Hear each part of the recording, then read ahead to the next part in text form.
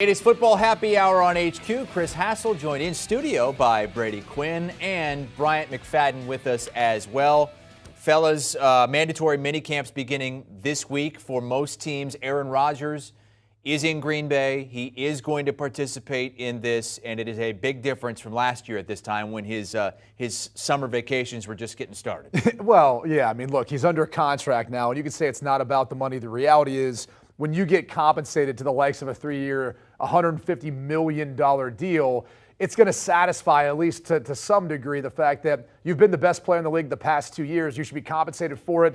He is now. He doesn't have to worry about that. But the importance of coming to this mandatory minicamp, it's developing the chemistry that he needs to with Christian Watson, Sammy Watkins, all the other new players to this roster now because he doesn't have Devontae Adams. So that process starts right now in mandatory minicamp. He's not going to have to learn a new offense. That's not the case, even though Nathaniel Hackett's not there. But the reality is he's got a lot of new faces to throw to, and he's got to find that go-to guy, B-Mac.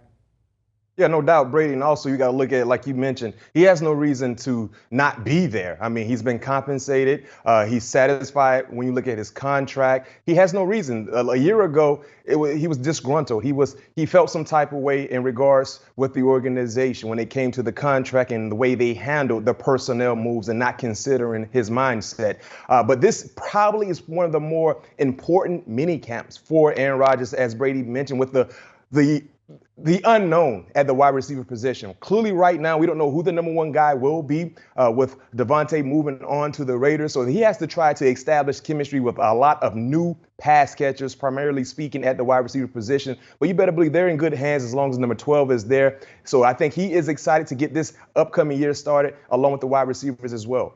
Talk much more about the Packers and who is going to step up at that wide receiver position in just a little bit. Let's move on to another quarterback, one that is not going to report. Jimmy Garoppolo has been excused by the team because he's still recovering from shoulder surgery. They say he's not going to begin throwing until probably sometime later in the month, so he's been excused. What do the 49ers need to do at this point with him as a potential distraction still on this team? Nothing. I mean, the reality is the way Kyle Shanahan, John Lynch, Jimmy Garoppolo, Trey Lance, how it's all been handled is perfect. It should be how these sorts of things work themselves out, where if you want to move on from Jimmy Garoppolo, so be it. There's no reason for him to be around for this mandatory minicamp. He can't throw. He's still recovering. So why not allow him to continue his rehab, stay away, and let Trey Lance now become that leader of the team that you're looking for? There's no reason to have Jimmy G around. It's no disrespect to him. He took this team to a Super Bowl. They won an NFC championship with him leading the way. But the truth of the matter is he's not their future, and he's not there right now. So excuse him. Allow him to continue to keep rehabbing so you can, at some point, facilitate a trade. But the truth of the matter is this is how more teams should handle these sort of awkward situations. We've got one right now in Cleveland.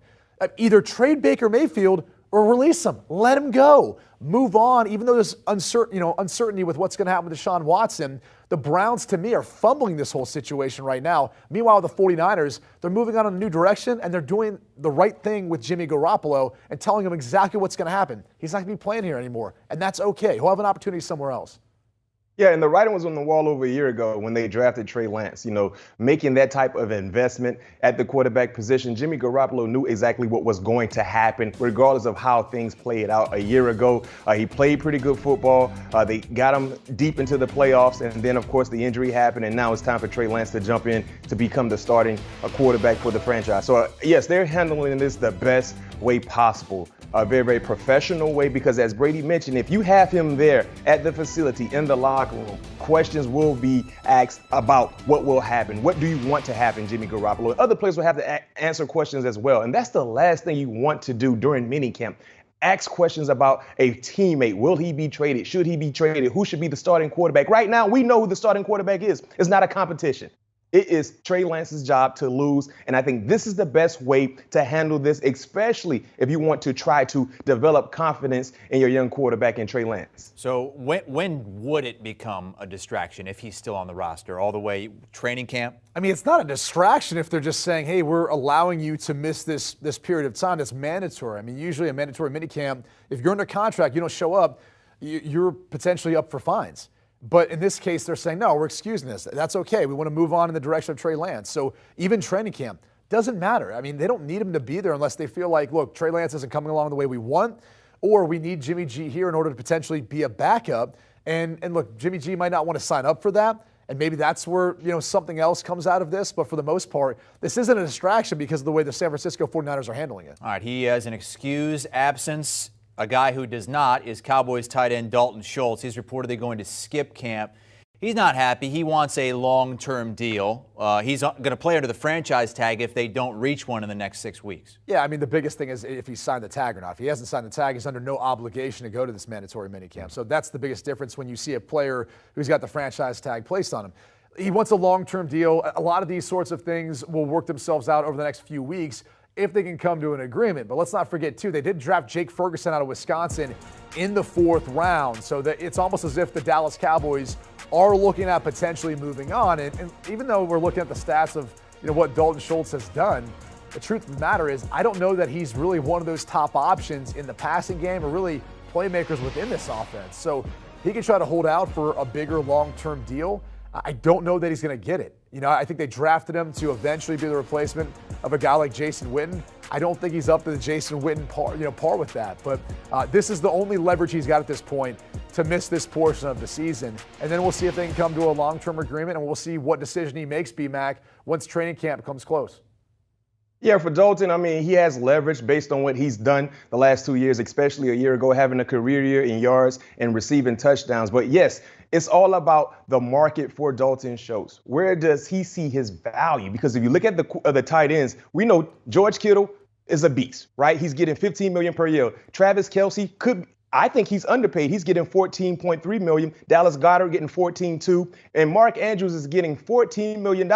Right? So if you're Dalton Schultz, if you're the Dallas Cowboys, where do you value Dalton's production as a player compared to some of the names that I just mentioned? And the newly signed contract coming from the tight end position was David Njoku, and he signed over $13 million, 13.6 to be exact. So do you believe the Cowboys value Dalton Schultz like Njoku getting $13 million? I don't think so. I think that is going to be an issue for what the organization see is a fair deal compared to what the players see as a fair deal. And get this, guys. You guys know how much Darren Waller is making this upcoming season?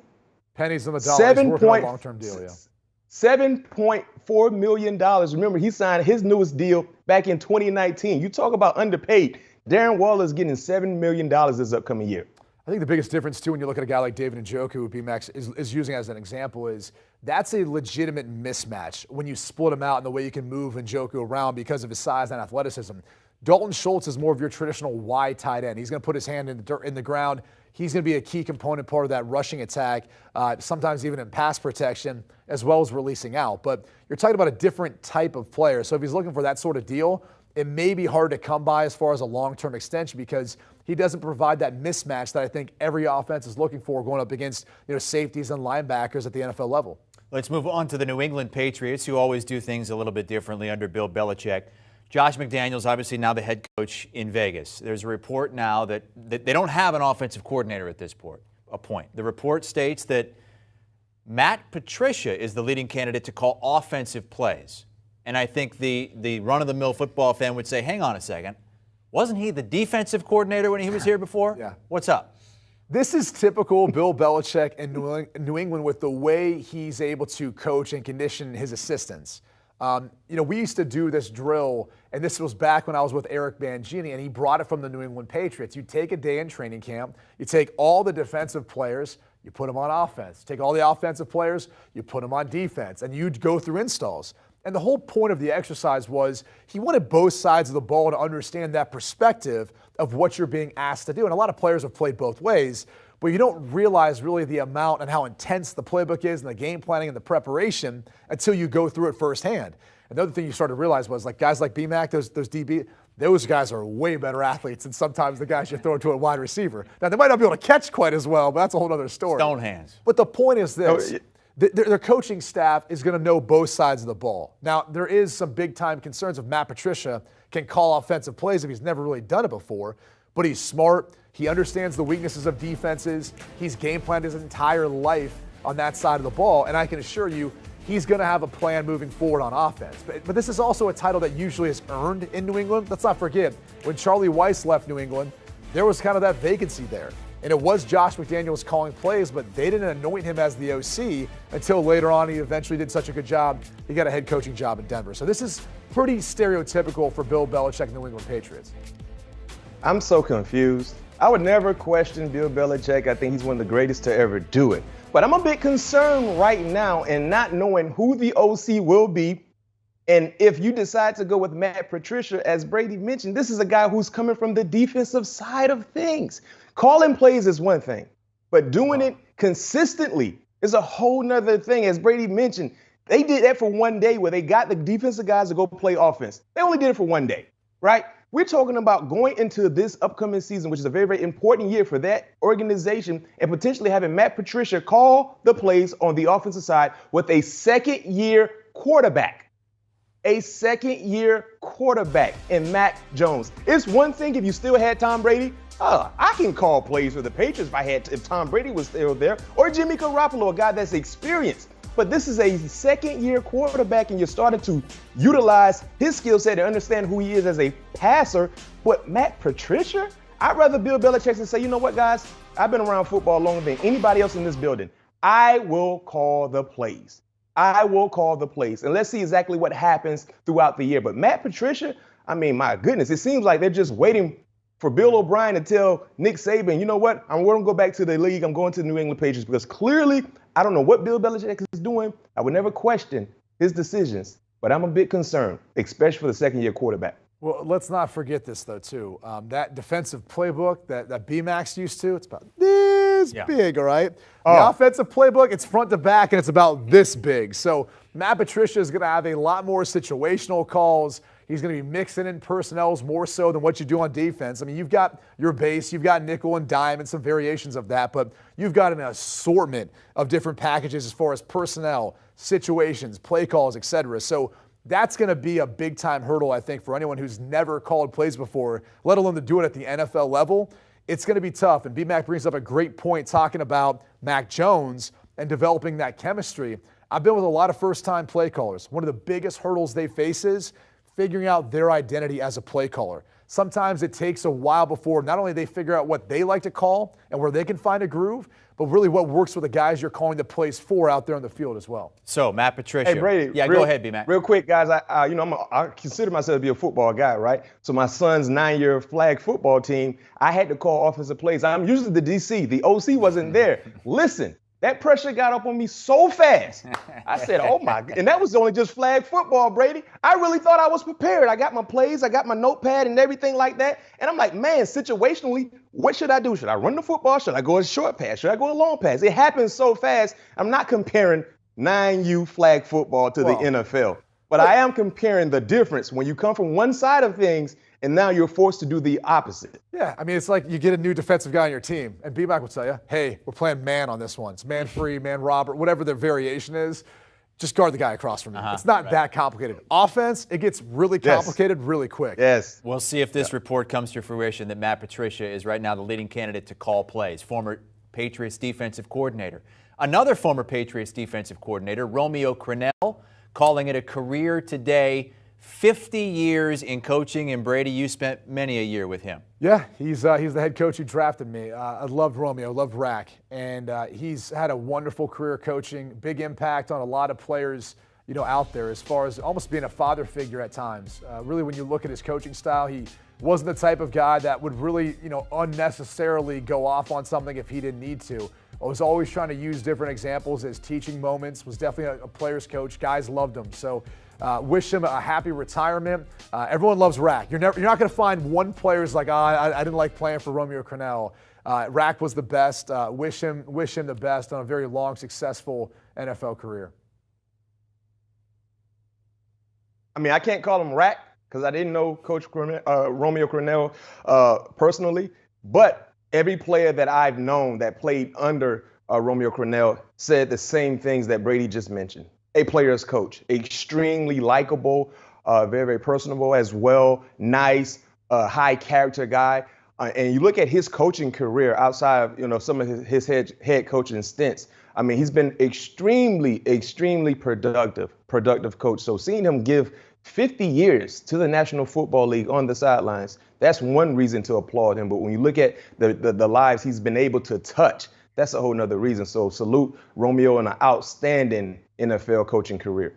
5 Super Bowl rings to show for it as well. Let's shift gears briefly to college football and some of the new candidates for the College Football Hall of Fame released over the weekend. And a couple huge names, Tim Tebow, Reggie Bush, BMAC, couple of former Seminoles as well. No doubt, no doubt. When you look at this class, of course, you talked about the Seminoles, but I think it starts and stops with the 2 names that you mentioned, Tim Tebow and Reggie Bush, 2 iconic college names. When you look at when they played the game on Saturdays, clearly 2 of the best to ever do it. I think Tim Tebow, when you look at his production as an individual, is one thing. When you talk about his leadership, the way he was able to get guys to follow his lead was something that was well documented. And then Reggie Bush, I mean, one of the more entertaining, talented players to ever do it, especially out there at USC.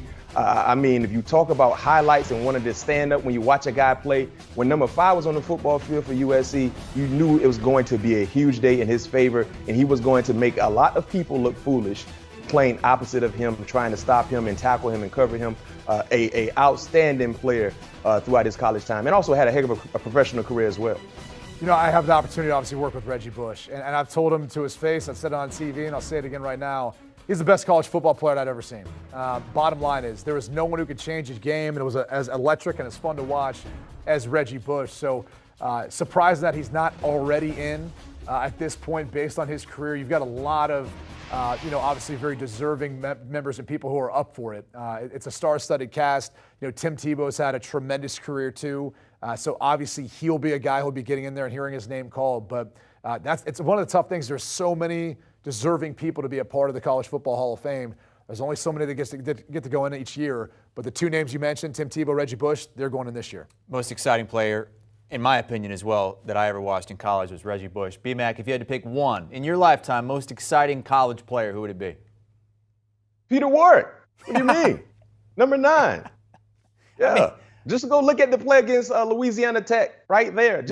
Just that play right there. But hey, I can't argue when you guys mention Reggie Bush. Yeah. I'm right there with you. But me personally, it has nothing to do with the Florida State jersey. Oh, it doesn't? On my left side. Well, no, Brady, it don't. If only a department store didn't get in his way. You know, if only a department store didn't get Peter Ward's way. That was the only defense that could stop him was a department store, apparently. Oh, yeah. Green Bay Packers favored to win their 4th straight NFC North title, with Aaron Rodgers now locked up and seemingly happy.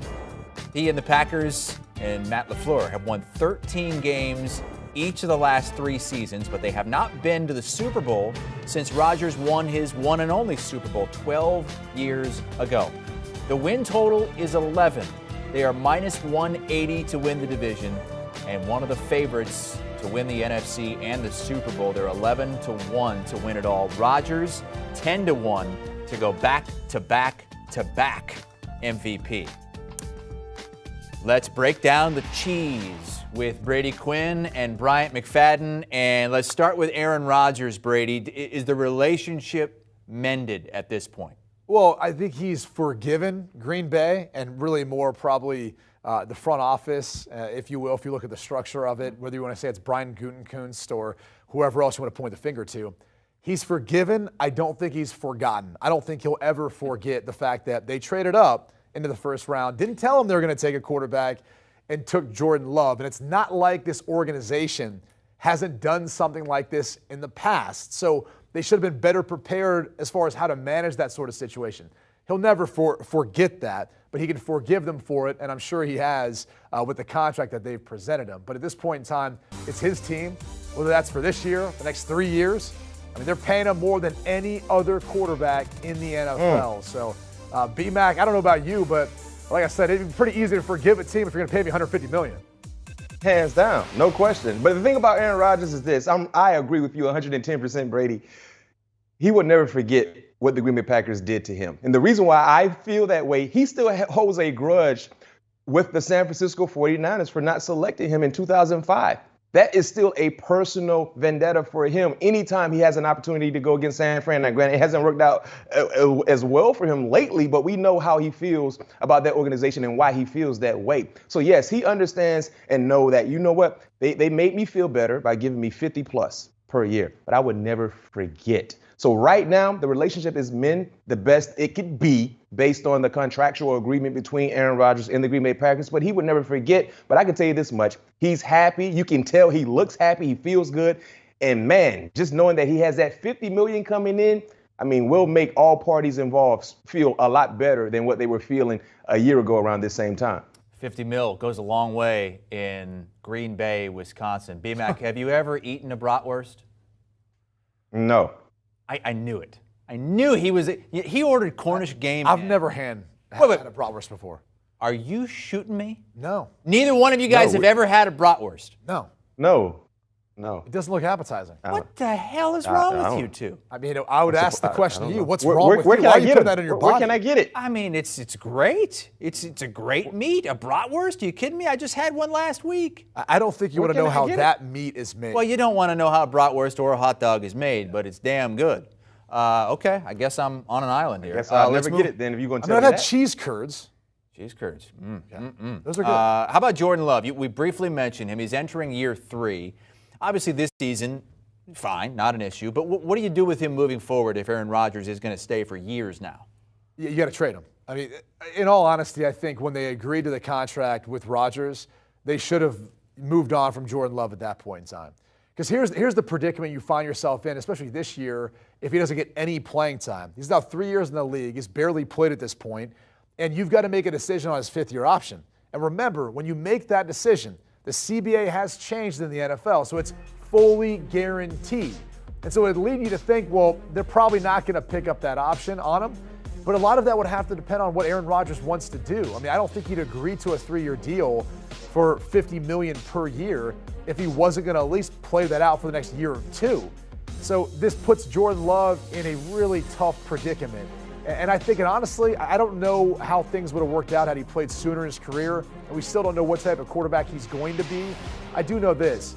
This has to be tough on him to handle mentally and really just keeping his confidence of what he can be as a player. So honestly, if it was me, I would try to move on from him now because I think Aaron Rodgers is going to play. He's going to stay healthy. He's going to play well. And he's probably going to play past this year. So there's no point in keeping this young man on your roster at this point. Well, I disagree with moving on with Jordan Love, and here's why. Yes, we haven't seen anything from Jordan Love outside of the 6 ball games he's played in so far, but he is a first-round talent. They utilized a first-round pick on Jordan Love because of his potential. Granted, he's playing behind one of the best to ever do it throughout his time in Aaron Rodgers. And yes, Aaron Rodgers signed a 3-year extension, but let's keep it real. This deal can kind of be looked at as a 1-year deal based on where Aaron Rodgers is mentally and physically. So if I'm the Green Bay Packers, Jordan Love, unfortunately, it's a tough situation for you to be in as a competitor. But we're going to keep you in this organization as long as Aaron Rodgers is still here. And whenever he decides to ride off in sunset, now you become the guy. And like you said, because he hasn't played, you're not forced to pick up the 5th-year option, similar to what the Cleveland Browns did with Baker Mayfield. So because of that, you still got him for another 2 years after this year. So keep him right there within that organization. You don't have him for 2 years. You're wrong. That's why I'm saying you got to make a decision now. If you don't pick up the 5th-year option after this year, he's got 1 year. Then you have to franchise tag him if you want to keep him. That price is going to be astronomical. So you're wrong. And that's one of the reasons why. My thing is this. So all I'm saying is this, and the reason why I say you still have him for another 2 years.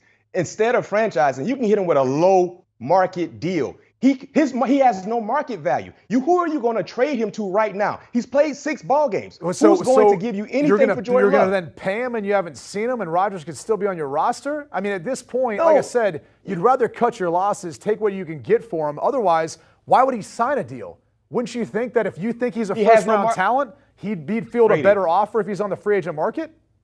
He's played 6 games. Who's going to offer Jordan Love $25+ million right now, only playing 6 games? Nobody. Maybe a team that had the Green Bay Packers. Well, first off, who's saying the Green Bay Packers are going to? I'm not saying they should or they will or they won't. I'm just saying based on the market. The only thing the Green Bay Packers have to worry about right now is other teams. Okay. And there's no market for him. Let's look at that's in a trade value. And yeah, you can make that case. I'm not going to dispute that, but you'd rather get something for him than nothing for him. The truth of the matter is, though, why would he want to stay and sign an extension if he's still sitting behind Aaron Rodgers? He'd rather try to get to free agency, get more money, which if you want to argue that he's not going to receive more money going on the free agent market and he'd rather sign an extension in Green Bay, I personally think he'd be crazy for saying that. But the reality is he'd find a better opportunity not only to play, but make more money in that instance. So why not go ahead and trade him and get what you can for him now instead of having ride the bench for another year behind Aaron Rodgers? We'll see. I mean, when you look at the most recent comparison, which was the New England Patriots, they traded away Jimmy Garoppolo, who was a second-round pick, and he had more film than Jordan Love. I mean, it worked out well. It worked out well for San Francisco, but it worked out okay, I guess, for New England as well. But the film was more advanced for Jimmy Garoppolo. Man, we've seen Jordan Love play in 6 ball games. He's thrown 2 touchdowns, 3 interceptions. If he doesn't play one game right now for the next year or the next 2 years, who's trading for that? Who's willing to give up anything? And if you're Green Bay, I'm not trading away a first rounder for a 6th rounder to get a 6th rounder in return. 3 games. He only started 3 games they traded for him. He was 3-0. 3-0. You're proving my point, though. Like, you don't have to play a ton of games in order to get trade value for a player that was highly drafted. But my point, the point that I'm trying to make, I'm making this point under the assumption Jordan Love doesn't play one more game, meaningful game right now while Aaron Rodgers is there. But right? Again, so he has one start. He has one start. We haven't seen a lot from that start. He completed 58% of his passes.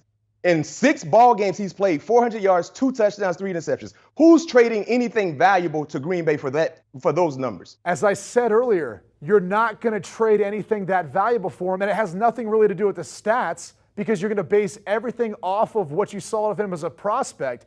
The bigger issue is if you trade for him, you're only going to have a year left under contract, B-Mac. So that would be why you wouldn't give up a lot for him. If he was under a 4-year deal, you had more control of a former first-round pick. You might pay a little bit more as far as what the trade compensation would be. But that's why they're not going to give up a lot in return. San Francisco traded for Jimmy G with the anticipation that he was going to start and play because they needed him to. But he only had 3 games. So you're literally answering, or you're saying what I'm saying. I just don't think you've convinced yourself of that yet. No, my point is I disagree. I would not trade him right now. Backup quarterbacks are extremely important. If I trade a first rounder right now because our GOAT is not ready to retire right now, it doesn't help the team, me personally. So if you're he trying hasn't to trade helped the him, team, in your opinion, the past few years, so it doesn't really matter. No, he hasn't. Because he's playing behind Aaron Rodgers. I mean, how many backups will help the team at all when you're playing behind Aaron Rodgers, right? And that was the biggest dilemma in why drafting Jordan Love. So me personally, I would not trade to replace Aaron like they drafted Aaron to replace Brett Favre. The problem is at some point this is played on a lot longer than obviously even Brett Favre was there to some degree. So that's the biggest Aaron Rodgers is playing. Aaron Rodgers is playing much better football than what Brett Favre was when they drafted Aaron Rodgers in 2005. Yeah. So me personally, I'm just saying I disagree. I wouldn't trade Jordan Love right now. I'm sorry, Jordan Love. This is the price you pay. You're getting paid pretty good money still, and we're going to just ride it out until Aaron Rodgers says, you know what, I'm done, and then you become our guy. Up next on the Brady and B-Mac show, presented by Johnsonville Brats, the Green Bay wide receiver position. No Davante Adams anymore. Right. We've seen the stat. It doesn't really make any sense. Aaron Rodgers, Matt LaFleur, 7-0 when Davante Adams doesn't play. Bottom line is somebody or somebodies are going to have to step up big. Who's it going to be? To me, it's a combination of Christian Watson, who they drafted in the 2nd round of North Dakota State. He's got that sort of big play ability. Remember, they found Davante Adams in the 2nd round. They've had a lot of success drafting wide receivers who've had an impact in the 2nd round. So don't discount it just because it's not a first-round pick. And then keep an eye on Sammy Watkins. I don't know how much he'll pitch in. It could be more of a collective effort. I still think he's got some ability, and there's something to be said for a veteran, a guy who's been around the league, has played a lot of football. He knows what to expect from a defense. Aaron's going to kind of, at least I believe, be able to get on the same page with a veteran much faster than a rookie. who's still trying to feel out the league at this point. So to me, it's a combination, but keep an eye on Sammy Watkins, but also Christian Watson as the season goes on, B-Mac. Yeah, eventually I think Christian Watson will emerge to be the type of talent many people, felt he could become, and the reason why they drafted him so high. I think to start off, I would go with Allen Lazard. I think with the experience he has with Aaron Rodgers, the experience he has within that offense, a big body target, especially in the red zone, this is his opportunity to really showcase what type of player he can be. And I don't disagree with Sammy Watkins, Brady, but the thing about Sammy Watkins, he's always injured. Hurt. Yeah. That's the thing. The talent is still there. He still can get behind coverage in the secondary. He still can come up in the clutch for you, but he's dealing with so many injuries here or there that prevents him from being on the football field. So the durability is a bigger concern in regards to Sammy Watkins, and because of that, I go with Lazard first, and I think Christian Watson will show up eventually to be able to showcase what type of player he is, and then maybe Sammy Watkins if he's healthy. You don't have to get behind a defense when you got Aaron Rodgers as your quarterback because he throws that back shoulder fade so well. You just got to threaten him and make a guy like B-Mac think you're going to run downfield. You turn, he puts the ball right there, easy completion, first down, moving the chains. The best back shoulder fade passer I think I've ever seen, and that's Aaron Rodgers. Yep. Yeah, it doesn't matter who's at cornerback if you've got the back shoulder pass from Aaron Rodgers. Speaking of B-Mac and B-Mac's kind of guys, let's go to that side of the ball. Let's go to the corner position. Jair Alexander, he is now the highest paid cornerback in the league, B-Mac. Where does he rank? I mean, is he a top 5 corner at this point? Oh, yes. Yes, clearly top 5 in my opinion. I think the better argument is where he is when you look at the top 3 guys. You know what I mean? Depending on who you're asking. You can definitely, I think the consensus would say Jalen Ramsey. But when you look at some of the other elite guys, man, you got Xavier Howard in there. When Trey White is healthy, he could be in there. But I love Jair Alexander because of his heart, the way he plays the football game. Why he's always around the football. And the thing that I love outside of his coverage ability, guys, tackling. He goes at the ball carrier or the wide receiver like it's his last. He goes out and leaves it all on the line when it comes to tackling, and because of that, he is a complete corner, not to mention his ability to play the outside corner and playing the nickel as well. So the versatility is there. I think he's a top 3 corner, and now when you look at the market value, when you're that type of corner, you will reset the market, and deserving so. Jair is one of the best to do it in the National Football League, and getting him back in that secondary was a huge plus when you look at what they already have in Stokes and Douglas. Re-signing Douglas had a huge year, especially when Jair was missing time. This secondary has an opportunity to be one of the best in the National Football League this upcoming year. There's no doubt he's one of the best in the league. I think it's always hard to rank these guys because they're asked to do different things depending on the scheme they play in and what the defense is asking them to do. So I would put him right there up at the top as far as how he's played so far this year. But B-Mac mentioned a lot of guys. We showed a graphic with the top 5, at least how they're paid. All those guys, you could say are in the conversation between top 3, top 5 as far as their play at cornerback. J.C. Jackson we didn't put in there, but he's been a ball hawk lately. Xavier Howard you'd probably put as part of that group. Trayvon Diggs we didn't even mention, and he's been a ball hawk at least last year. Probably want to see him do it some more. A.J. Terrell down in Atlanta, he's been solid too. So there's a lot of guys that I think are deserving to throw in that category, but to me, Jair Alexander is right there up there with the best of them, and a guy like Jalen Ramsey, I think most people kind of look at as like the consensus, top cornerback in the league. Over-under win total for the Packers is 11. They've gone over that each of the last 3 seasons. 13 wins in all 3 seasons under Matt LaFleur. What do you see this season? Again, 17-game season now in the NFL. Yeah, I put them at 13 wins. I think maybe 12, 13 feel comfortable, so I'm definitely hammering the over here. And that has everything to do with the fact that I think their division's pretty winnable outside of Minnesota, but they do have a first-year head coach. They should be able to take care of business there. And really, when you look at their schedule, outside of a tough stretch between week 7 to week 13, where they've got 5 of 7 of those games on the road. And there is a stark contrast between Aaron Rodgers' win-loss record at home versus on the road. That's that week 7 to week 13 area to keep an eye on. And then, again, if you look at the couple home games they've got, it's a short week where they're taking on the Tennessee Titans at home, but a team that was in the playoffs last year and runs the football well, which has been an Achilles heel of the Green Bay Packers. So that week 7 to week 13 is an area to keep an eye on, but I've got them winning 13 games, maybe 12, somewhere in that ballpark for me, B-Mac. Yeah, for me, Brady, I think I'll go right at the push spot with 11 and 6. And here's why. I mean, we just highlighted the offense, talking about the wide receivers, and we just named three different guys who we believe could emerge to be the go-to receiver for Aaron Rodgers. That is a big concern for me. For the very first time in a long time, Aaron Rodgers he will go into training camp, it's safe to say, not knowing exactly who the number one wide receiver will be. And that will take some time to establish that position. And we know how much that has meant to Aaron Rodgers in the Green Bay Packers. I know people will say, well, they've done a great job when Devontae missed time and they were still able to win the ball games. Filling in for a guy like Devontae, knowing he will come back at some point in time is one thing.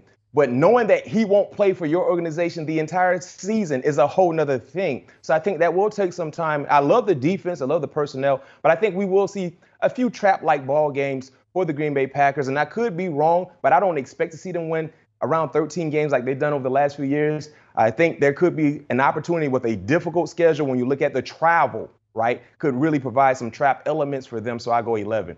We're looking to the future here for the Green Bay Packers, who are looking to win the division for a fourth straight time and looking to get over the hump and get back to the Super Bowl where they haven't been in over a decade. What's your best futures bet for the Packers right now? That's it for me. Lay some money on this team to win the Super Bowl. I mean, the bottom line is the odds will probably only get worse once we get into the season. They start playing some of these games. So if you look at the fact that, they've got Aaron Rodgers back, it seems like he's satisfied. They did a lot of things up front to help solidify the offensive line, add some depth there. B-Mac just talked about the defense, retaining some of those players, but even adding to it in the draft, and then finding some wide receivers too in the draft as well as in free agency to help stockpile it. So if you're looking at the NFC, you'd have to look at Green Bay as one of the top teams. And I think if you look at that division outside of Minnesota, you're saying it's a pretty clear path. So I love throwing some money right now on that futures bet for Green Bay, B-Mac, because, again, I think these odds are going to go down, obviously, as we get closer to the season or as the season wears on.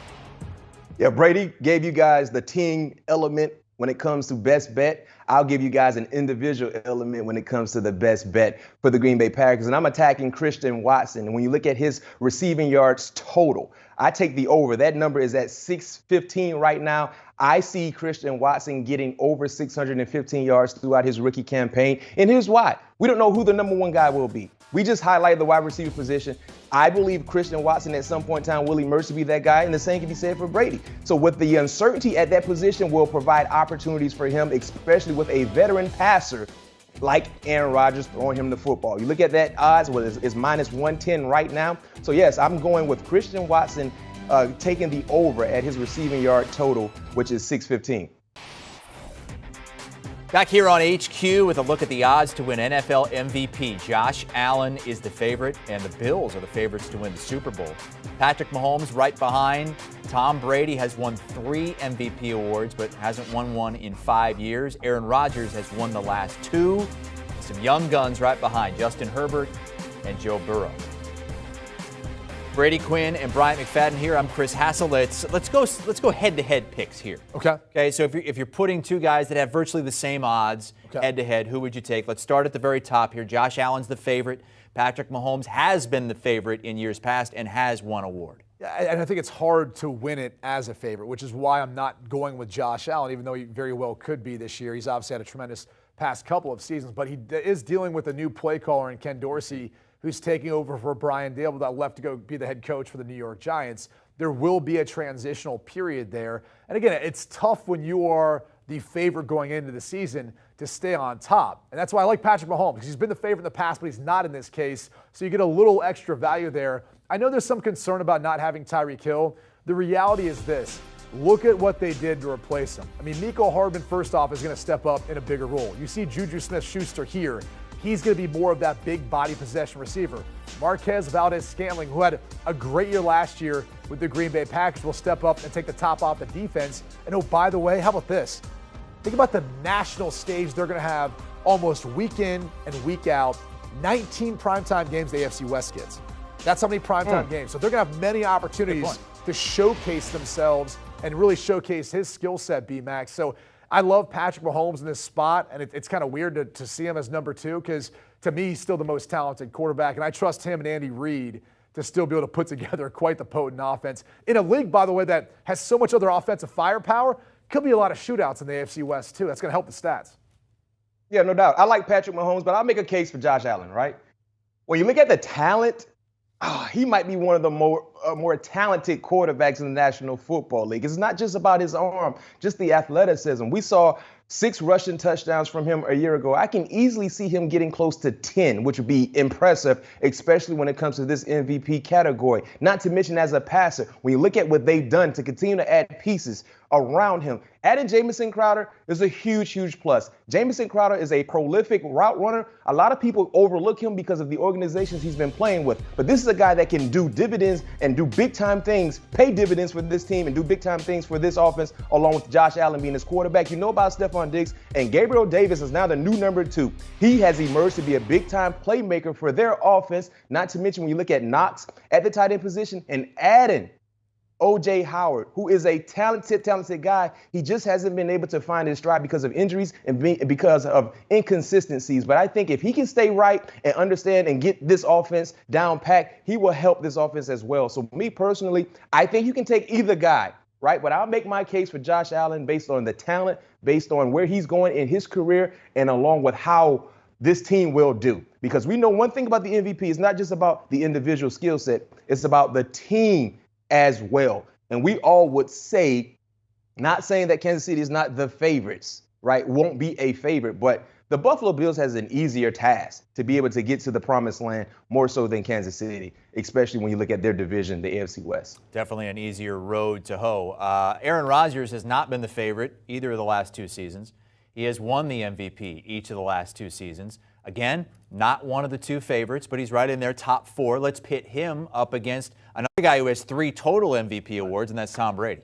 I'm torn here because honestly, I could go either direction. I would love to see Aaron Rodgers win back-to-back-to-back MVPs. I just think it'd be one of the coolest things that only Brett Favre has done it. Right, and you kind of look at that and you go, all right, another Green Bay quarterback. But even again, how it's all kind of come about, right? Like it's been on the heels of them trading up to draft the first-round pick to replace him. And he's kind of throwing it right back in the face of the Green Bay Packers. Maybe a lot of people, too, want to keep using that narrative of, well, that's the motivating factor. Whatever the case may be, it would be fascinating to see that happen.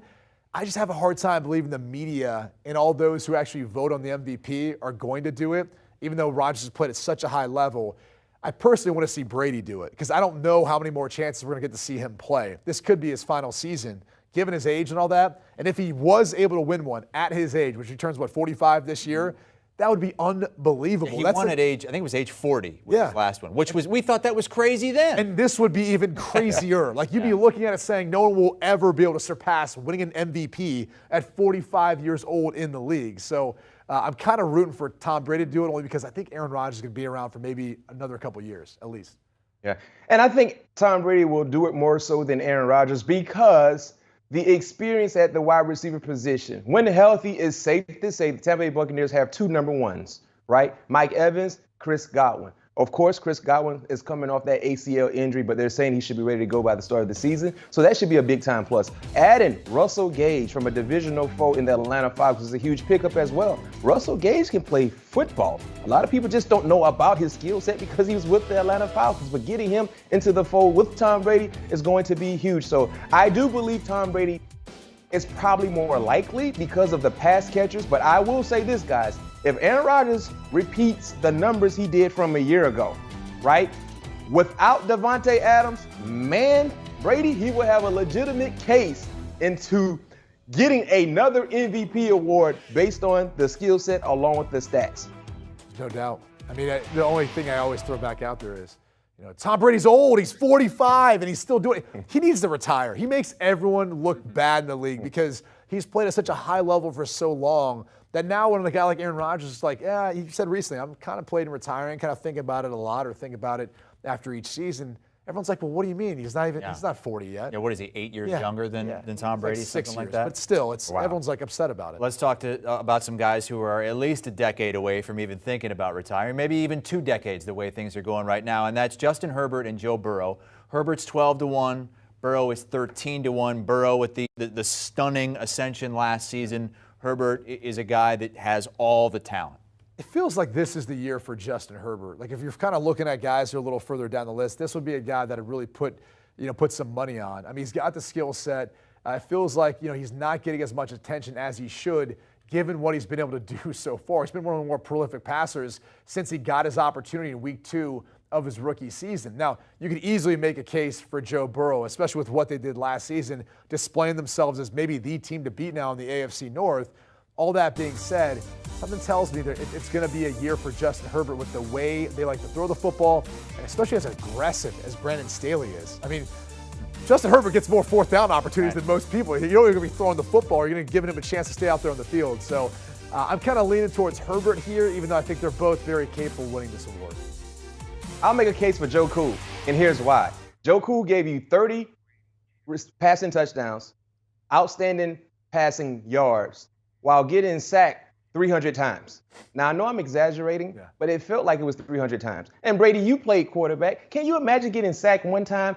I'm getting sacked in one ball game 9 times, right? At some point in time, you're seeing ghosts. He saw ghosts the entire season, but still delivered. So one would think, when you look at the offseason mindset for the Cincinnati Bengals, this offensive line unit will be much improved from what we saw last year. And then when you factor into his trio of pass catchers, right? Wide receivers, Boyd, Higgins, and Chase. And then if you add in Hayden Hurst, who I believe is going to have a huge year, especially within this offense, and along with the wide receivers that I mentioned that will take pressure off his plate, he is going to deliver. So I think with the offensive line improvement, knowing the skill set that Joe Cool Burrow has, along with the wide receivers, and that offense is catered to throwing the football, I side with Joe Cool Burrow and having a more legit case to win the MVP. I like Justin Herbert, don't get me wrong. I can make a case for Justin as well, but I just go Joe Cool because I think the offensive line would be better, and if they are, he's going to do big-time numbers, much better than what he did last year. I hope they're better. I mean, that was awful last year at times. No kidding. MVP look-aheads right now with Brady Quinn and Bryant McFadden.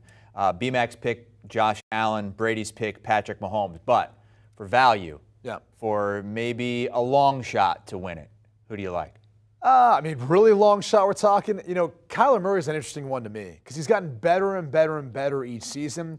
Now, he's not going to have DeAndre Hopkins for those first 6 games, but I also think that maybe makes the case for him if they play well and if they get off to a good start, which has traditionally been what they've done. Now, you'd like to see him cut down some of the interceptions, and he's going to have to use his legs as part of that component of what's going to lead to it. But there's no reason to think that he shouldn't take that next step. They're probably going to give him that contract extension that he's looking for, so he'll be satisfied and happy, and he can just focus on playing football. But, you know, BMAC, I think there's a lot of guys you could kind of throw in the mix for this, but Kyler Murray is one to me that I believe in, and I think they might be able to excel a little bit too once they get Hopkins back.